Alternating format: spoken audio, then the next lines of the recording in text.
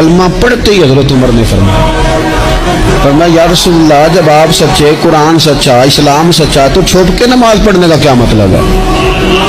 فرمایا ابھی تعداد ہی کوئی نہیں، 40 تو مسلمان ہیں۔ عرض کی حضور مہربانی کریں نا، آپ صرف اجازت دیں۔ 20 لوگوں کی صفیں بنا دی گئی، ایک صف کے آگے حضرت عمر ہیں، ایک صف کے آگے حضرت امیر حمزہ ہیں۔ جناب عمر کہنے لگے چونکہ آپ اللہ کے رسول ہیں تو لہذا نماز بھی آج اللہ کے گھر میں پڑھی جائے گی۔ تو حضرت عمر بیت اللہ شریف کے بیچ کھڑے ہو کے نعرہ لگاتے ہیں، فرماتے ہیں میں عمر ہوں، تم مجھے بھی جانتے ہو، میرے باپ کو بھی جانتے ہو، تم میرا قبیلہ بھی جانتے ہو، میں نے پڑھ لیا ہے محبوب کا کلمہ۔ اب جس نے بچے یتیم کرانے ہو اور اپنی بیوی بیوہ کرانی ہو وہ آئے اور مجھے روکے۔ یہ محبوب اللہ کے ہیں اور گھر بھی اللہ کا ہے، تو نماز بھی آج اللہ کے گھر